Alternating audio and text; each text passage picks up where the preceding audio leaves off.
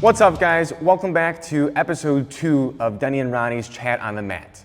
It's December 30th. We're one day away from the new year. So today's episode is going to be a little bit more of a reflection on our last 365 days and what we expect moving forward for the next 365.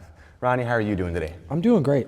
Just had the last class of the year, and it was nice. A lot of people showed up, and it was, I don't know, something about knowing it's the last class of the year it was cool. I really enjoyed it. Yeah, I'm sure you've seen a lot of growth just within those students in your class, the people that I saw in class today. I mean, everybody was walking out sweaty, tired, with a smile on their face. Yeah. Well, one thing that I thought was really cool is it was the last class of the year for a lot of our veteran students, but then we had new people coming in, so it was their first day. So last class of the year for a lot of the veterans, and then the first class of the year, and ending of the year for a lot of new guys. Awesome. So it was pretty cool. So one of the first things I wanted to start with today, Ronnie, is reflecting on this last year. How have you changed the sensei? And I'm going to let you start off with that. Changing as a sensei, wow.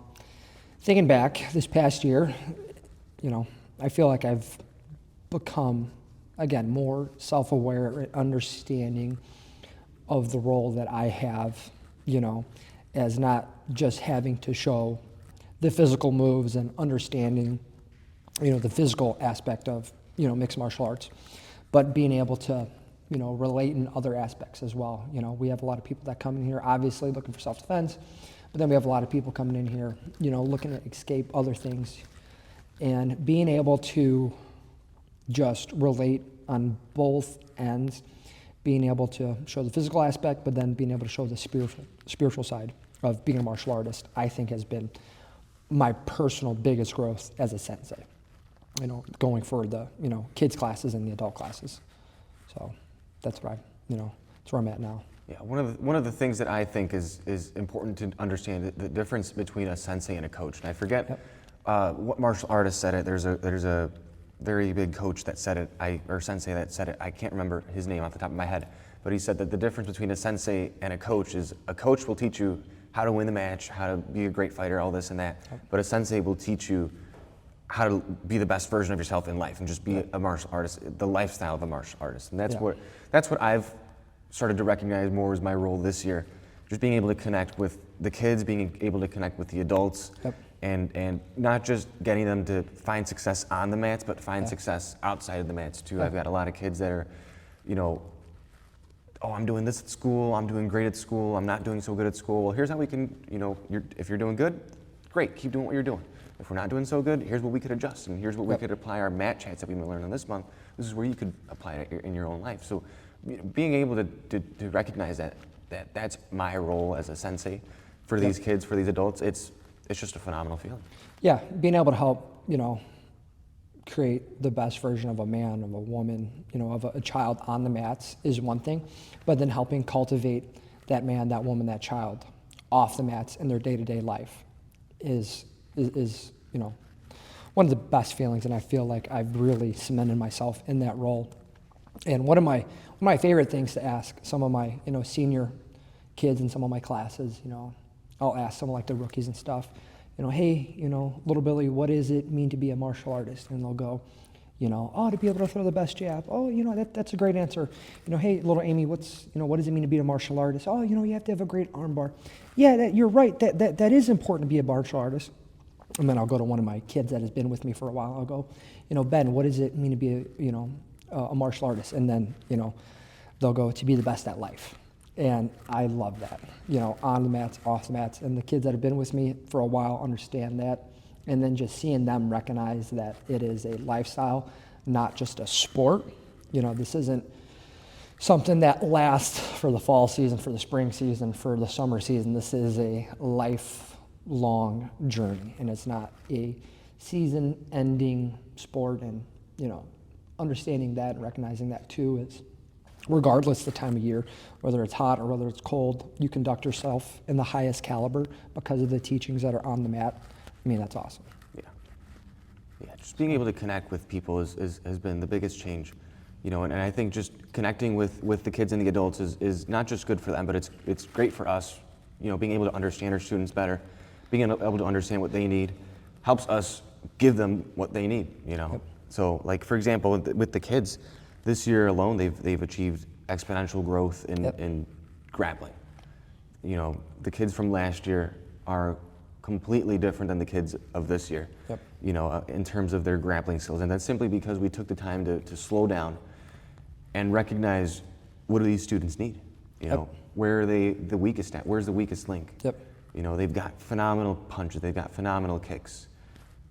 Where do they need adjustment? Absolutely. And it was in the grappling department. And we've made that adjustment for the kids, and for the adults, we're starting to implement that adjustment too. And it's you know, we're showing some growth with that in the kids. Yeah, it's evident, you know, the growth in the kids grappling just by the grappling games, the tournaments that we've held this year. Seeing, you know, the dojo packed full of kids and their whole family showing up, you know, as we host, you know, in-house victory grappling tournament. Seeing the levels, you know, that they're at and their skill and their caliber, I mean, that's amazing. And then going back to understanding the needs of your students, you know, if I know, you know, my students need to be stronger in this aspect, I'm going to grow, you know, in as a sensei and as a man, because I'm going to have to make sure I sure up on whatever that is and make sure I grow so I'm able to meet those needs. And again, be not the best coach, but be the best sensei and mentor. So understanding the needs of the people that we're teaching only helps us become better. That's what it is. See, that's the thing that I always think about leaders and teachers and senseis, whatever it might be, whatever leadership position you have. It's tough as a student to try to listen to the words coming out of your instructor, out of your coach, out of your sensei, when they're not living it themselves. Yep. You know, I'd hate to have a sensei that was like, oh, you got to be confident, you got to do your best, and them not be what they're speaking. You know, at my college, at my university, I've got business classes, I've got psych classes. Some of those instructors, they don't even show up on time. You know, they don't go in, they don't show up, they don't do their job. You know, they don't act on what they speak. Yep. You know, the business professors, you know, they're not rich. They're teaching you about marketing and all this stuff, but they're not applying that in their own ways. You know, I think that's why, as a sensei, it's really important that we not only understand our role, we understand what we're teaching, but we also apply have the wisdom to apply that in our own lives and be not just lead with our words, but lead by example. Yeah, we have to lead a life and, you know, walk the path that we know we would, you know, our students will follow. And then we have to think of ourselves, okay, this is the path that I'm walking. If I was a student, would I want to follow? You know, am I carrying myself to the caliber on and off the mats that is going to show the people that I'm teaching that I care enough about the words that I'm telling them to then go live it myself?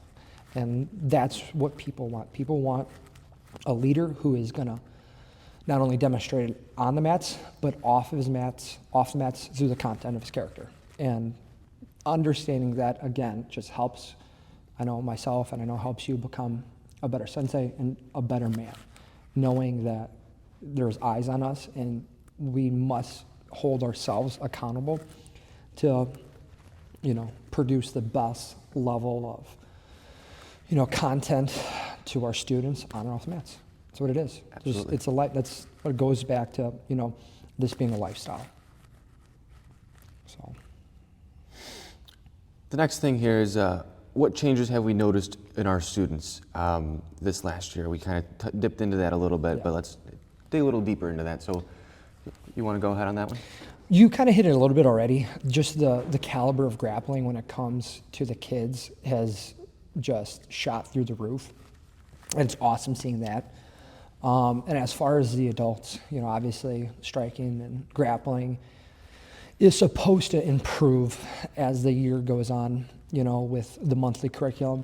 But what I've noticed throughout my classes is the level of heart being displayed, the willingness to push through what some believe is self-imposed ceilings on what they, you know, can do. Seeing people, you know, have this one idea of, you know, I can only give, you know, 100% for maybe 25, 30, 35, maybe just the first hour I can give 100%.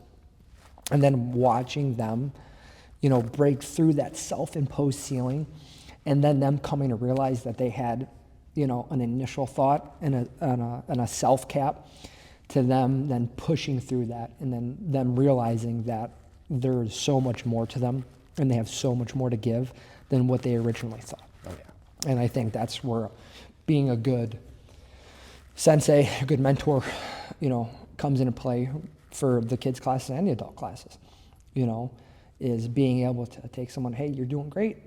I think you can go a little bit more, kind of, again, nudging them in that direction, and then them taking the ball and running with it. So the display of heart and the willingness to push through, regardless if it's the warm-up, in the beginning of class, or the ending conditioning, grappling rounds at the end of class. Yeah. So that's where I've seen, the most growth when it comes to adults, just heart. Yeah, with the kids, I know I spoke on it already, but I just got to dig deeper in it, because it is just phenomenal seeing what these kids have done, compared to a year ago, compared to 2 years ago. The kids of today are doing phenomenal. Yeah. Their grappling has just become great. There's always room for growth, of course. Absolutely. But compared to where these kids were a year ago or two, they're just doing great. Yep. Their wrestling skill, they used to be afraid to even shoot in and grab legs. Now they're aggressive and finding those legs and getting the takedown and not being afraid to lift their partner up a little bit, bring them to the ground. Even just being able to get taken down, there's a little bit more grit in their movement. There's a little bit more resilience in their training. There's a little bit more toughness, willingness to get back up, getting a little injured, getting back up, taking each other down again. It's been awesome to see that in the kids. And in the adults, our techniques have been polished up. We've always had, decent striking, but our grappling department's also being a little bit more polished up, and being able to see adults start tying things together. Oh, yeah. Being able to go from knowing one technique, 2 techniques, to being able to tie those 2, 3 techniques together, chain them together, whether it be chain wrestling and are going from a single to a double to a back take, whatever it is, or being able to chain our guillotine into a leg triangle into an omoplata, whatever it is. It's just awesome to see the application of what we're teaching these kids and adults. Yeah, absolutely. Going back to what you were saying with the level of grappling when it comes to the kids' classes, just this past weekend, I had one of the a family reach out to me and tell me how their son, won first place in some wrestling tournaments, and she attested to that, to this time and investment that we're putting into him on these very mats, and then to see him holding up that first place trophy, his mom to take that picture, send it to me, and then write that awesome paragraph about how she believes that we're helping take him to the next level and push him in that right direction to be number one. Yeah, it made me feel like $1 million. It's like what more do you ask for? Especially on my birthday weekend, getting a text, hey sensei, look at this, got first place, thank you, and it was awesome. Yeah, so knowing that they're, the kids are applying on the mats, off the mats, tournaments and stuff like that, and then they're carrying that mindset of, my growth is, obviously coming through my own hard work, but that hard work is being cultivated at victory. That's awesome. Yeah. So. Yeah, that's great. Moving on to the next one. How have you changed as a person? Yeah. This year's been a wild ride, both for you and me. Yeah, wow. So physically, probably one of the coolest and scariest ones. I finally had knee surgery, which I've been putting off for Denny, probably for as long as you have known me. And I finally... Like every year you get an injury. Yeah, this one was... was... 3 years ago, was it a bicep, chest, bicep, something? Something tore. Bicep tendon tear. Year before that, it was left knee, and then this past year I've been dealing with a pretty severe knee injury that, kind of held me back in some regards physically, and then getting that done. Yeah, it was awesome. And then just the lead up to it, I don't want to say it was, scared, definitely nervous. Biggest surgery I've ever had, first major surgery. And, doctors said, recovery could take 6 to 9 months. I think this is funny. My doctor doesn't think this is funny. My loved ones don't think this is funny. They, doctor's like, okay, you're going to be in this big cast, brace and stuff. And no physical activity, and I've not always good at listening to medical advice. That's something I have to continue to work on as a man. But got the surgery done on a Thursday, was back to teaching on Monday, and crushing it, and feeling great now. The recovery's been phenomenal. Feel physically fit. Getting the knee done was huge. Not just physically, but just mentally and emotionally, knowing that what I had going on is repaired, and it's not something that I have to really think about as much anymore. Obviously I have to be aware of what I'm doing, but it's a non-thought nowadays, and that was big for me physically. And then growth mentally and emotionally, I think that just comes with time and self-reflection and understanding that we're only here for a finite amount of time, and we have to make the most of it. And if we're not growing, we're losing. So being aware of that fact and expanding my emotional intelligence and my mental intelligence has been huge too. So what about you? Well, I've had a wild year. Yeah. Yeah. I've discovered a lot of things. I've kind of in the same way how the growth mindset, our sensei always says, life is a degrading process. Yep. And if you're not actively working against the stream, then it is dragging you downstream. Yep. So I've been consistently trying to achieve growth, whether it's growth in physically in myself, mentally, or emotionally.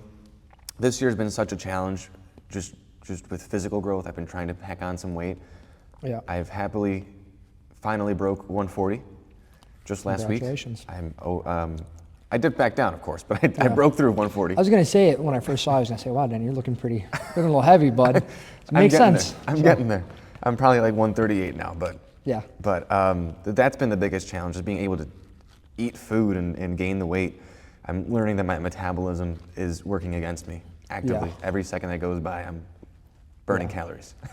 Yeah, I would, if you want to switch metabolisms at any moment, I'll gladly give you mine.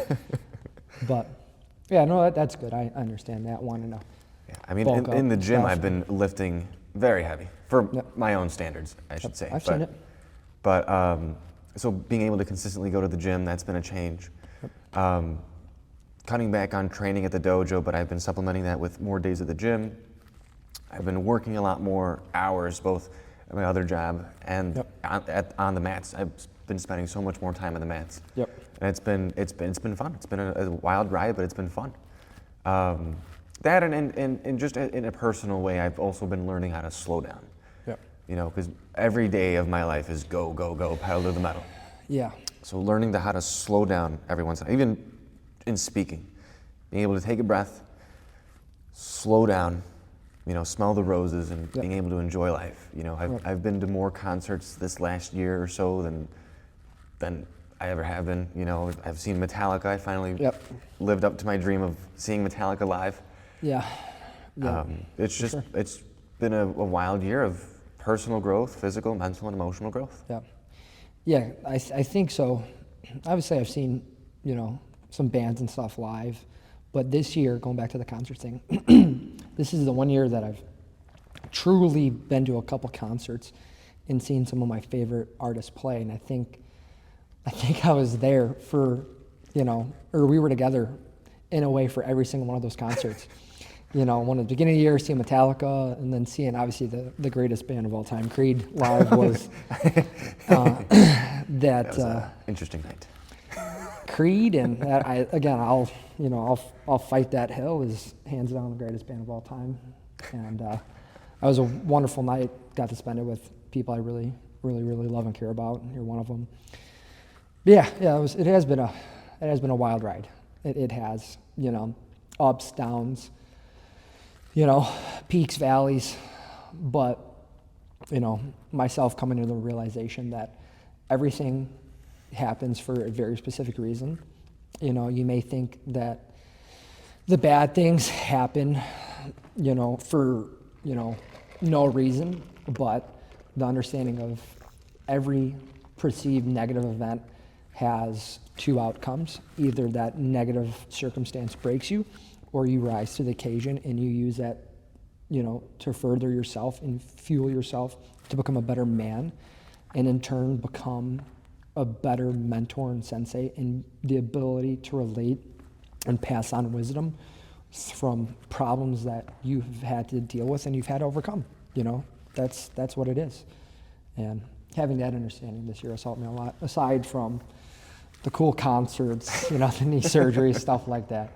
Is understanding that circumstances are circumstantial, and that, either fuels you or breaks you. Yeah, there are people. I think I'm of the belief and opinion that people have a choice. Yeah. No matter what happens to you in life, you have a choice of what that will do to you. Yeah. No matter what it is, no matter how bad it is, no matter how good it is, you have a choice. And it could be the best thing that you could win the lottery. Yep. And it's your choice what happens to you after that. Yep. Is that going to make or break you? Yep. Is you losing a loved one going to make or break you? I mean, there's a lot of people that simple inconveniences, getting a flat tire on the road is going to destroy their lives because this minor inconvenience is taking control of them. People always have a choice. I'm all for the soft humanistic perspective of psychology and philosophy, but at the end of the day, it's a choice whether you rise to the occasion or you let it crumble you and drag you down. Absolutely. There's a there's a quote somebody has that talks about being the strongest man at your loved one's funeral, and I think that's powerful, and I think that's what everyone should strive for. Obviously, you have to have certain emotional things happen to you, but I think cultivating yourself as the best man or woman possible during a crisis like that, where you're in a room full of mournful loved ones, for them to be able to look at you and understand that you're the strongest person in the room, and understand, regardless of what it is, a loss of a family member, a flat tire, they got your Chipotle order wrong, that you are the strongest, mentally, emotionally, spiritually, maybe physically person in the room, and that during this time of need and crisis that people can come to you, and seek guidance and seek strength. I think that's what everyone should strive for. Yeah. Getting to that point.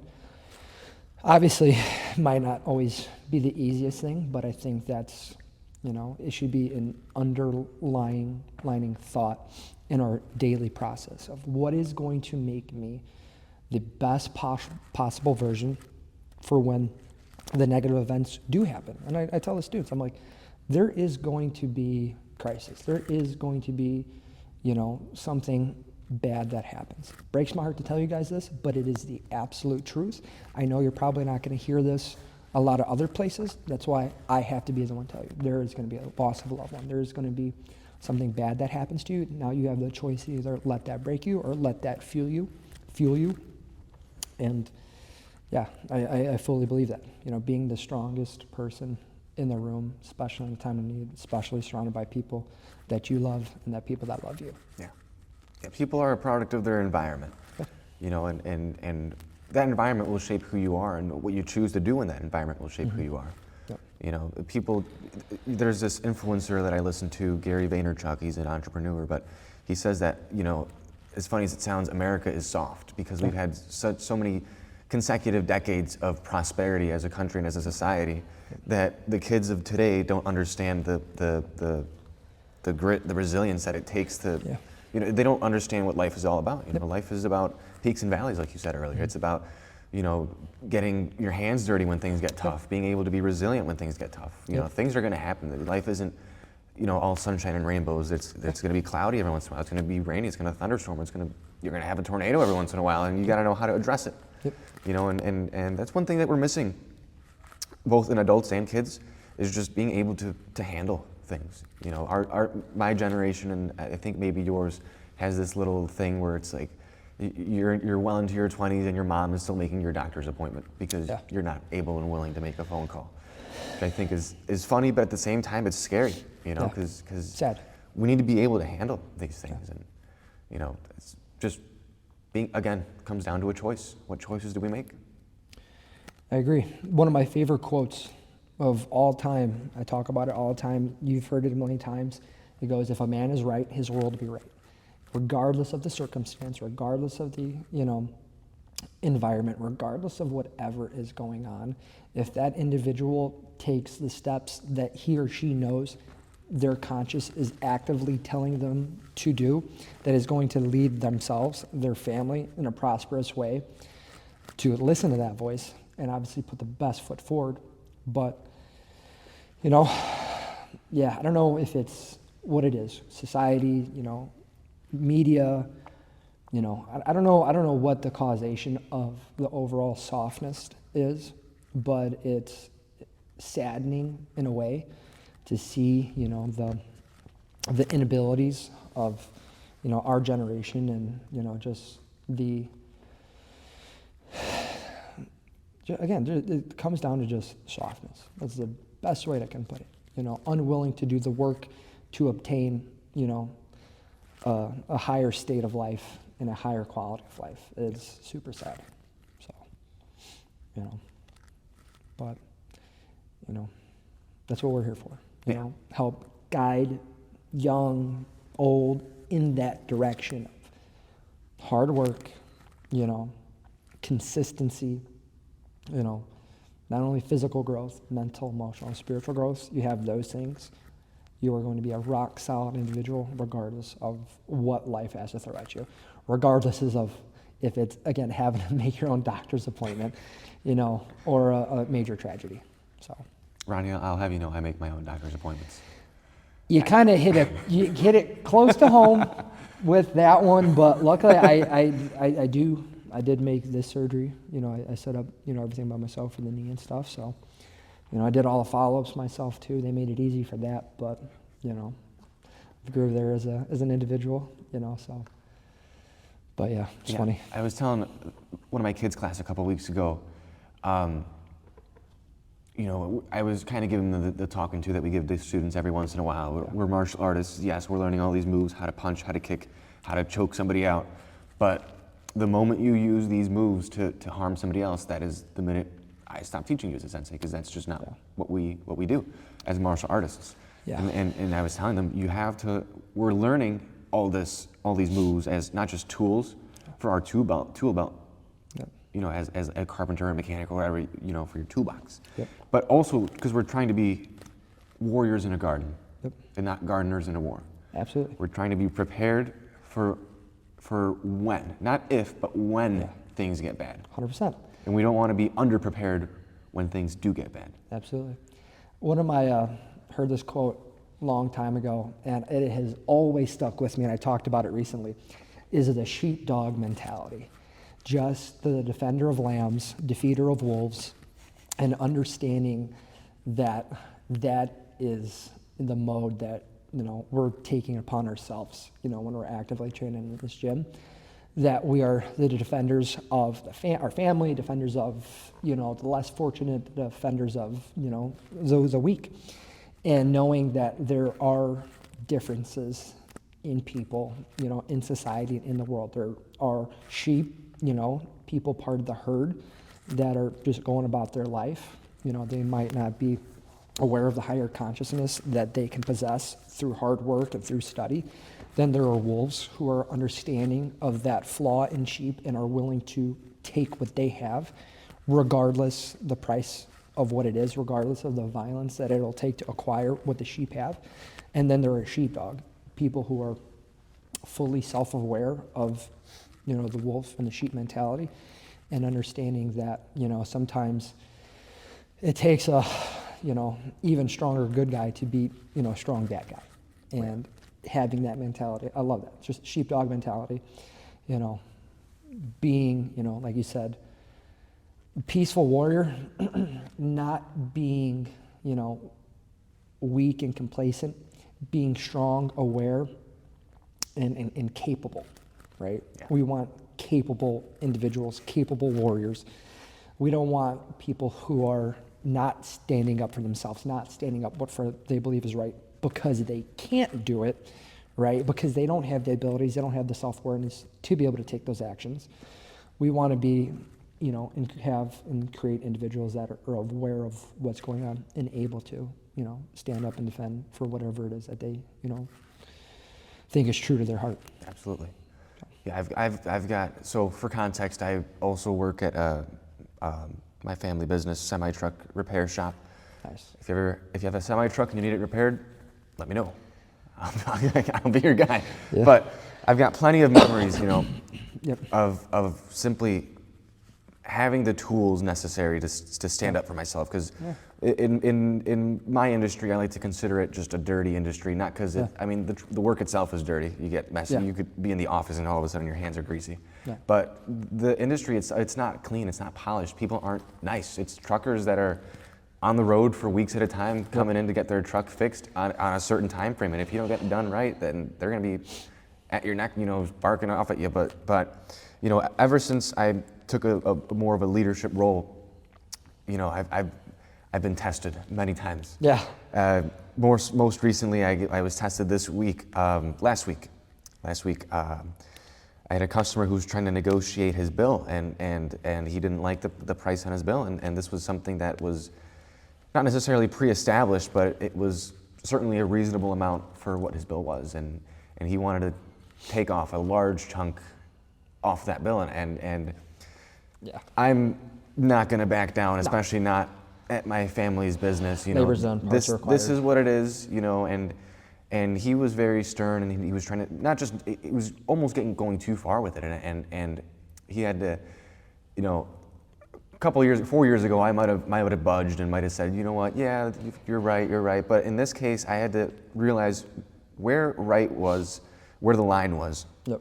And I knew that I was on the right side of that conversation. And he actually had to pull my dad off to the side because he told my dad I was not good at, he could not argue with me, he could not negotiate with me, and that I wasn't good at dealing with. And I was like, well, I don't know what to tell you, but other than business. So. not only business, but it's knowing your worth, Yeah. and all those things kind of come back to the dojo. All these tools that I've gained allow me to have those difficult conversations with people twice my age. For sure. Being with people with that many years more of experience in life, and if I didn't have those tools on my belt, I would definitely crumble under that pressure. Yeah, I love that.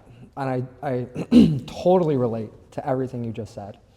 And then just the self-awareness to be, just out in life, spending time with my loved ones at a restaurant or somewhere. And then just seeing people conduct themselves in a very low manner, wanting to cause problems, wanting to start altercations, wanting to spread the negativity that they have inside themselves because they know they're not listening to their conscious and they're being their lesser form, and just understanding that, I don't care what they say.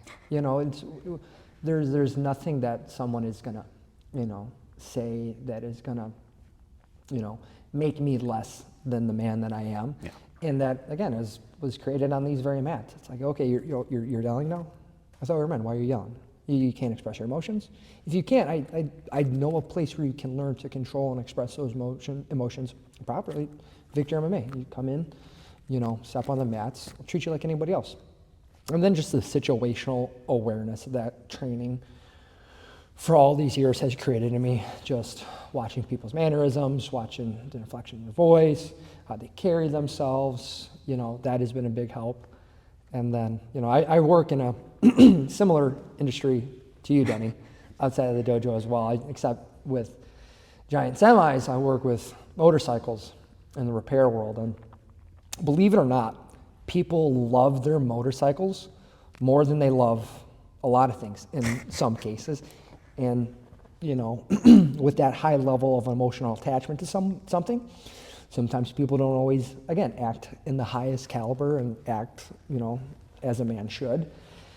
And just like you said, the years of being on these mats, the years of teaching literally a million different professions, a million different backgrounds, being with people that are younger than me, my age, far older than me, has led to communication skills outside of the dojo that I can only attest to being built inside, these walls and on these mats.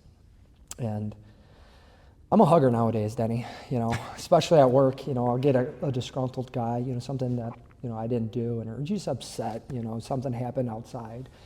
His bike broke down. Now, who's the first person he's gonna, let it out on? The guy that's actively trying to help get his motorcycle better. It's like sir, I get it. You know, your flywheel, you know, just, you know, blew up on you, and your heads are leaking, you know. Your clutch is shot. No, sir, I'm sorry, it's a 2024, you know, Harley Davidson warranty doesn't cover clutches anymore. I apologize. I understand that you're mad at me. Okay, now you're raising your voice. Well, let me stand up. Let me get outside my desk. Not in a violent, come on, give me a hug. I know I wish Harley warranty covered clutches too. This is, yeah, a little bit tighter, man. Oh, okay, and then that's how it goes nowadays. Give them a hug and, you know, try to be understanding of the situation, and anything can be fixed, you know. Obviously, might cost, you know, a little bit of money, but, you know, there's no need to actively take it out on the people that are trying to help you, you know. And, you know, seeing how different people handle different situations is always funny, you know. I like to think I'm the cool, calm, and collected one, and again, got that from here, you know. So that's always fun. But yeah, or no, we can't, you know, install, you know, a big bore kit, you know, while you wait on a Saturday and you want to get it done in 2 hours. I'm sorry, sir. It's just not humanly possible. Okay, give me a hug. Give me a hug. Do you know what I do? Do you know what I do outside here, sir? Well, yeah, look at the ears, you know. Look at the ears. Ask my other guy. Ask the other coworker. Tell him what I do. But it's just fun stuff like that. So. I think another thing that kind of goes in hand with it is this kind of conversation about consequences. Yeah. You know, at school this one time, this had to be like a month or so ago, wildest thing I've seen at school. I've seen a lot of wild things at school, you know, going to community college and stuff. You tend to see some wild things around here. Yep. But I was sitting in the cafeteria just trying to enjoy a meal, and there's a group of people in front of me, and it must have been some sort of romantic argument, I would assume. Nice. But the girl just took her fries, and keep in mind, fries are not cheap at that school. They're like $6-7 for a little basket of fries. Wow. Took the whole basket of fries and chucked it at this dude. Fries went everywhere. It was wild. And I mean, he started getting in her face. I almost thought I was gonna have to step in. Thankfully, That's awesome. I did not have to. That was awesome. But it was just like, how are people doing these things? And then nothing happened. Nobody cleaned up the fries. Nothing. No security. No. I mean, that was a physical altercation. That, you know, it was escalated to a physical level. I mean, they were screaming beforehand, and then it escalated. It's just no consequences. There was nothing that happened. It's just everybody went their own way. You know, it was just wild to witness the buildup. It was wild to witness the altercation, and then nothing. Yeah, I think the biggest crime of that story was the $7 basket of fries. I was so mad. Communistic, and that is not right in my eyes. Second biggest thing is the lack of self-awareness on both parties. You know, I can relate,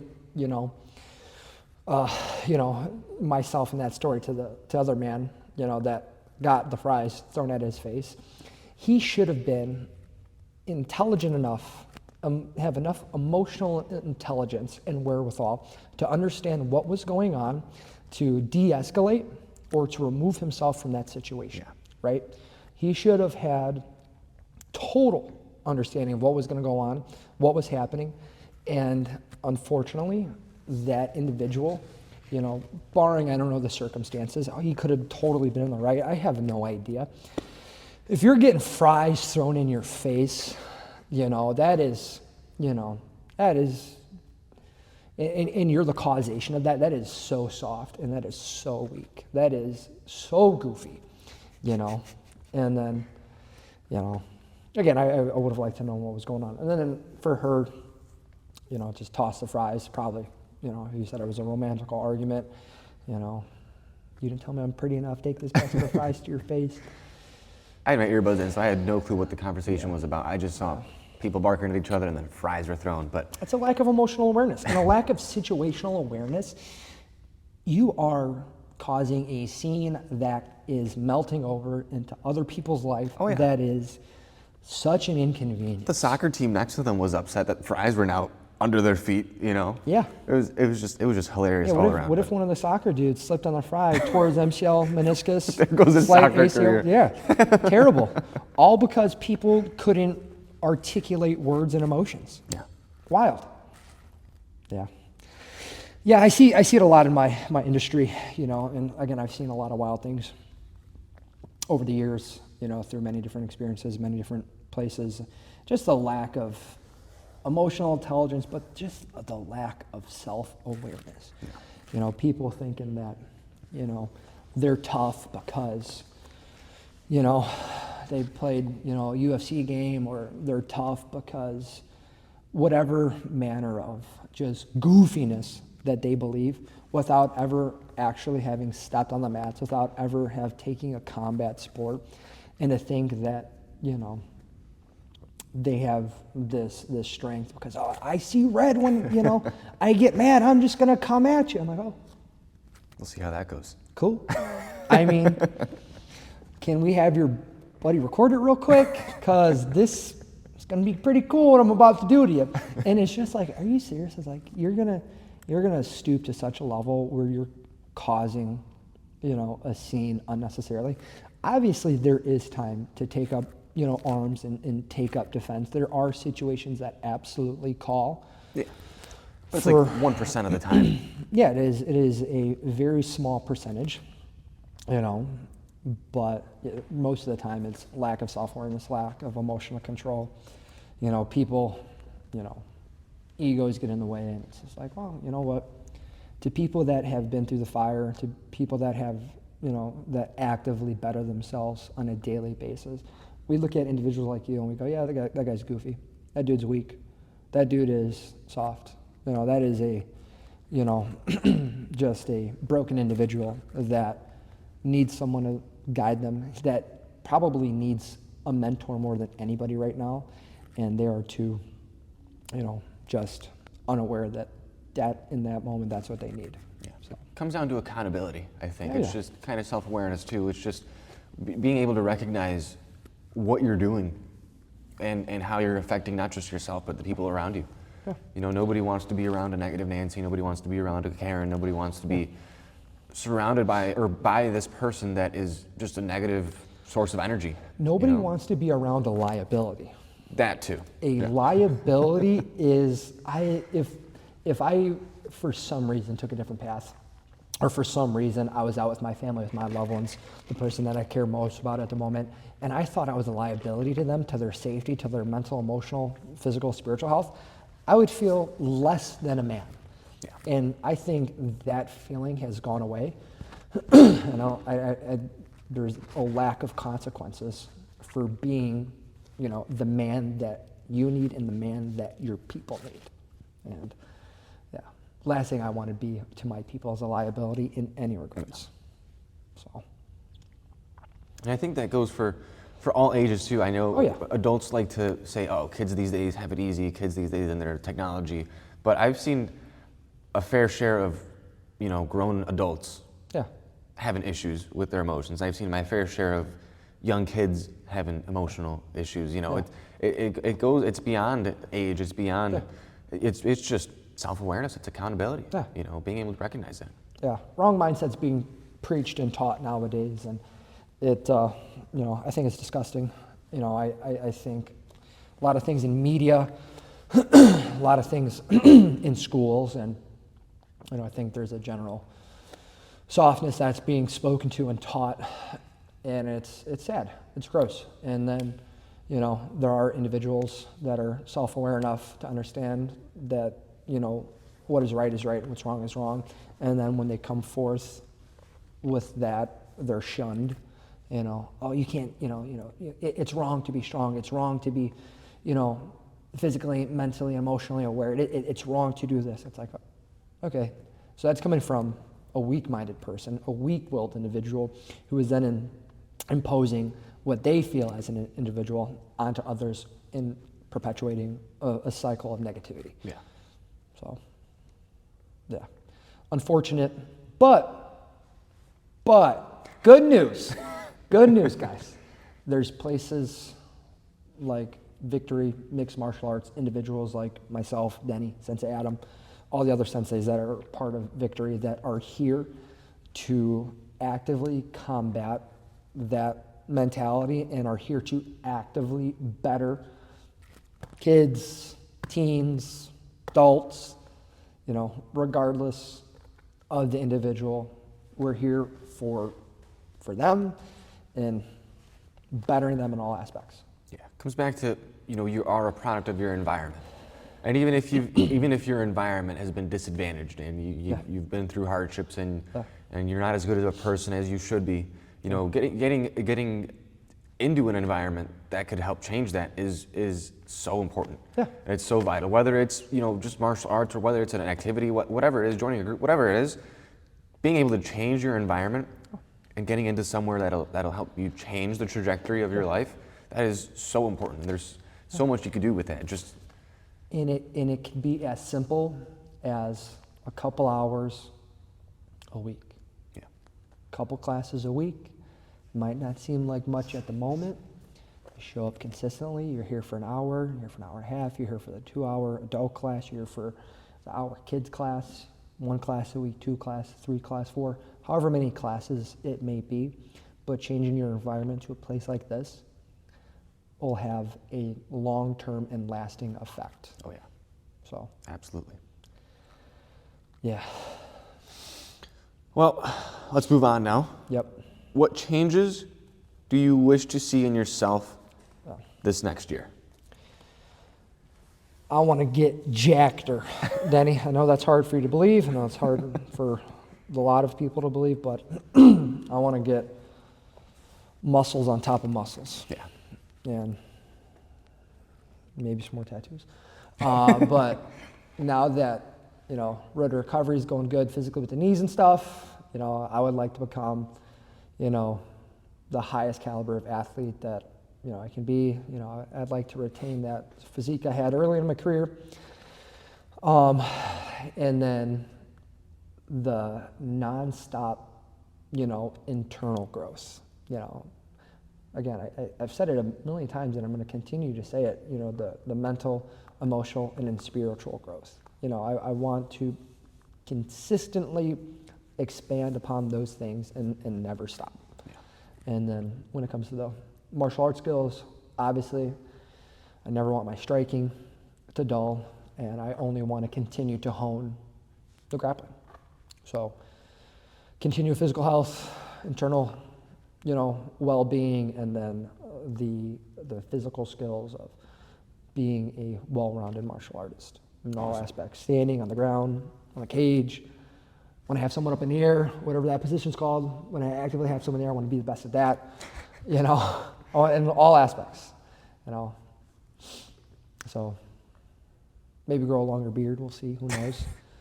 What's that ref called? I forgot his name. Yeah, Mike Beltran. Yeah. Yeah, it's my guy. Instantly knew that. Not even a second. Mike Beltran. I don't know. Might be some individuals that contest having the long beard in my life, but fight me about it, right? What are you going to do about it? What are you going to do about it? Oh, you're going to hold on to my beard? Okay, well, now you actively lose a hand. You're holding on to my beard. You're bringing my face closer, and left hand. Oh, you're holding it with your other hand? Okay, cool. Right hand. Whatever. Make for a cool video. But yeah, continual growth, all aspects of life.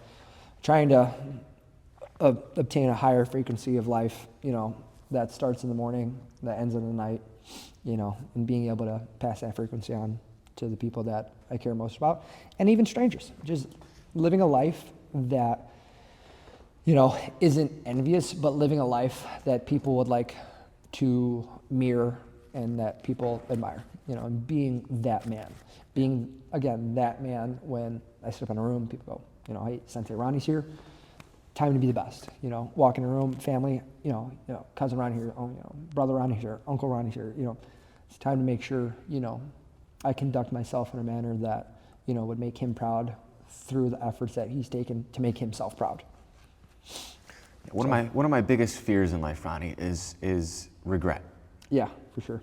And I can't fathom the idea of getting to my deathbed, 85, 90, whatever it might be. Probably by then we'll be able to get to 125 or something, hopefully. Yeah. If all goes well. Yeah. But whenever we get there, that's like my biggest fear of looking back on my life and saying, Yeah. I didn't do what I wanted 100%. to do. I didn't achieve what I wanted to achieve. Yep. I didn't become the person I hoped I would be. Yeah. And every day I live with that in my mind. It's always there. It's always, am I being the person that when I'm that old and I reflect, that I would like to be, you know, and that's kind of what drives me to implement change. That's what drives me to be consistent with my habits. So this next year, I really want to gain the weight. I really want to be able to get to 150, pure muscle, still shredded, 4% body fat, like I usually Jacked am. and tan. And just being able to see myself, accomplish my vision of how I want to look at myself and how I want to look, and like you said, keep growing consistently in physical, mental, and emotional aspects, but also as a sensei, as a leader. These last couple of weeks, I've had a handful of not just parents but kids that are coming up to me like, hey, I look up to you. I want to do what you do, and I want to be like you. And parents are thanking me for what I do for their kids. And it's a little selfish, but I want more of that. Absolutely. I want to be that leader for the kids. I want to be somebody that kids are able to look up to. And I think that's a goal, that's a vision that when I get to my deathbed and I'm taking my dying breath, I'll be able to look back and say, I did it. I did what I want to do. I became the person that I wanted to be. That's awesome. Yeah, I love that. I love the thought that there's a cool quote, regret should be our daily outline. We should, wake up in the morning, understand the actions that we took the day before, what do we regret about that, and then start the removal process. And, I feel the same. We only have a finite amount of time, like I said, and we never know when that, time will come where it's, we've had our last birthday, we've took our last breath, we've taught our last class, we've thrown our last jab, we took our last ride on our motorcycles. And that is ultimately going to come for us, and that is an absolute. And now what we do with the time that we have, from now until when that happens is extremely important. It's extremely special. And being able to have the recognition and understanding that, one day this is going to be all over. One day, I hopefully, I'll be in bed surrounded by my loved ones, and understanding that I led a life of a man, of a mentor, of a warrior, of the sheepdog, of an individual that people would strive to be like in their daily life. That's what I want. Yeah. And I mean, that's it, Again, another cool quote is, finding the cure to what ails you the most and giving that back to the world. It's a daily process of, self-enlightenment and self-betterment. Not to selfishly hold on to that thought, but to, benevolently give that to the people that you care about. And, maybe people you don't even care about. Maybe it's a complete stranger, passing on that wisdom that you've learned. And another part of regret is, that's why I can't pass up a great deal on Facebook Marketplace for a motorcycle that doesn't run. Again, I don't want to be, on my deathbed thinking about, man, I should have saved that $1,200. I wish I didn't buy that bike. I have to. I'm a home for abused or I'm a refuge for abused and broken motorcycles. And you know what? That's my calling too. That and sensei and mentor, and you know what? Life is good right now. Yeah. So, yeah, regret should be our daily outline.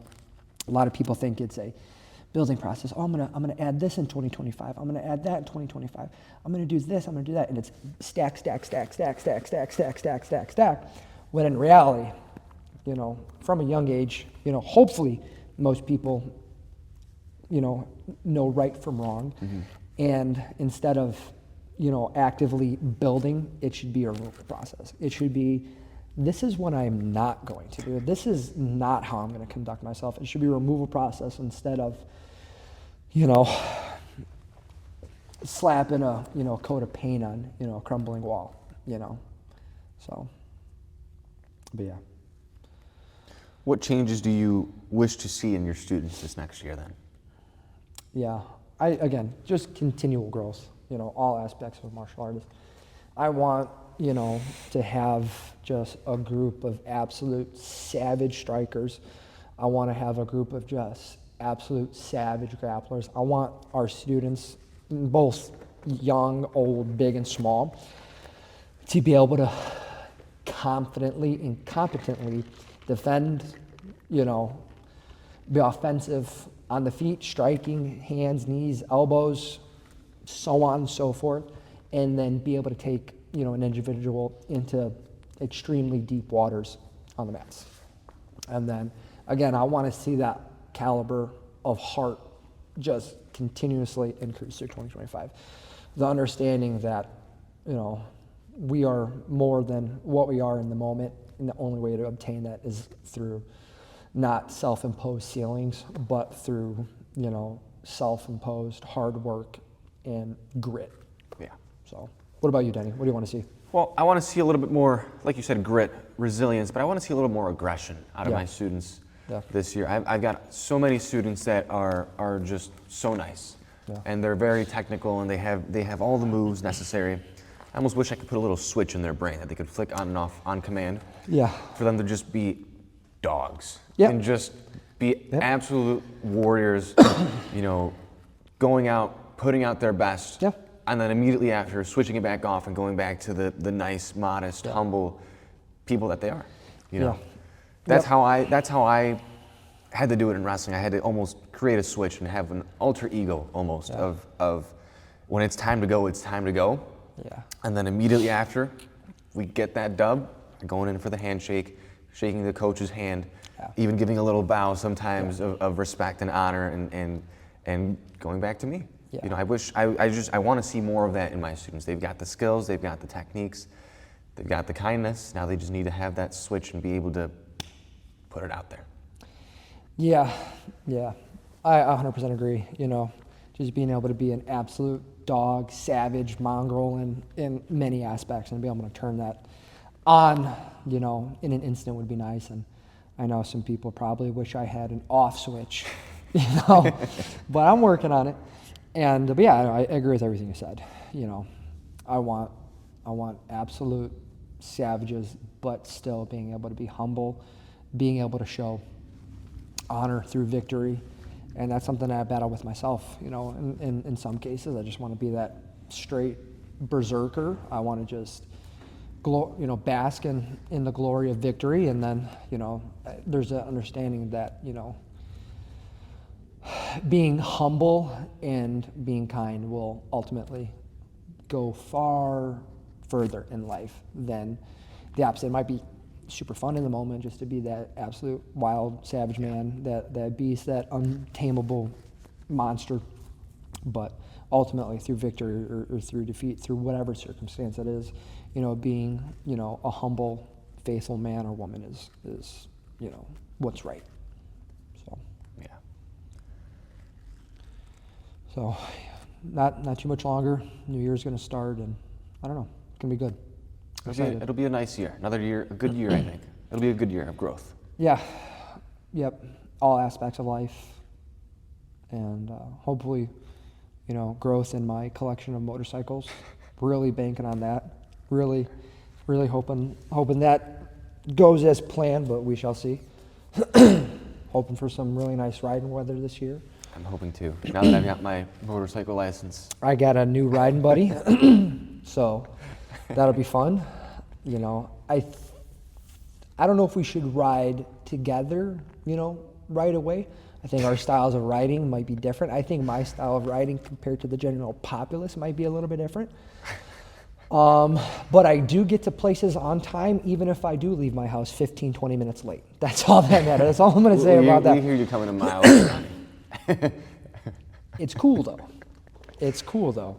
Just blasting through gears, and you know, there's something magical, Denny, when this beard, you know, I know it's nice and tamed right now, and the hair's looking good, even though I just taught, you know, for the past 4 hours. Something happens when the hair's blown back and the beard's blown back from riding in the wind, you know, going the speed limit, you know. Only the speed limit, of course. The speed limit, unless, you know, yeah, only speed limit for sure. Yeah, there's something just, they're cool about it, you know, feeling the wind therapy. The wind therapy, you know, getting the knees in the breeze, you know, as the old timers would say, you know, which I guess I'm turning into. But yeah, I'm looking forward to riding with you, you know, hopefully more concerts. expectation of mine is being able to attend more of your classes, being able to work with you more on the mats, you know, whether it be in a group setting or an individual basis. You know, another goal of mine is to make sure we're, you know, doing more podcasts, you know, and then passing along our thoughts, you know, whether they be about martial arts, motorcycles, goals, passing along the wisdom that was instilled in us for all these years, and, you know, just general banter and, you know, thoughts and feelings that we share. So I'm really looking forward to that. Yeah, building this community is going to be not just fun, but it's going to be so fulfilling to have a, you know, our students is one thing, but building a community amongst these students, that's huge. Yep, building a family, you know, building a place where it doesn't matter what you look like, how old you are, what your background is, having a place where, Denny's my guy, Sensei Ronnie's my guy, these are my people. You know, society might think I'm a little bit different, but, you know, these guys love me for the individual that I am. That's what we want. And if we get a couple, you know, individuals that also want to ride with us, cool. Hey, you like motorcycles, you know? You like semis? We're the guys. So, really looking forward to 2025. Looking forward to tomorrow, getting to spend it with some super special people. And, what a good way to wrap up the year. Yeah, for sure. You gonna stay up till midnight, Danny? I'm gonna try. You gonna try? I'm gonna try. Yeah. I can usually make it to midnight, but I'm gone soon after that. Yeah, honestly, probably the same. I'm gonna take a copious amount of Celsiuses, and your blood is made of Celsius and energy drinks. Yep, Peach Vibe. In case anyone cares to know that. That's Sensei juice for the kids. Sensei juice. I'll probably stay up to. I'm absolutely gonna stay up to midnight. I actually can't wait. I can't wait to usher in.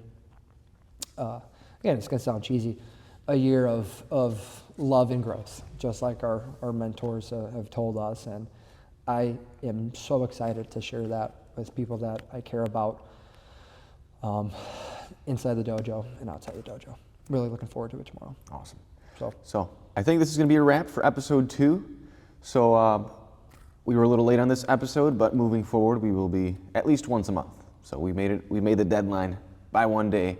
So if you guys have any comments, any opinions, if you want to see something, any questions, please let us know, and let us know if you're enjoying this. Thanks so much, guys. Peace.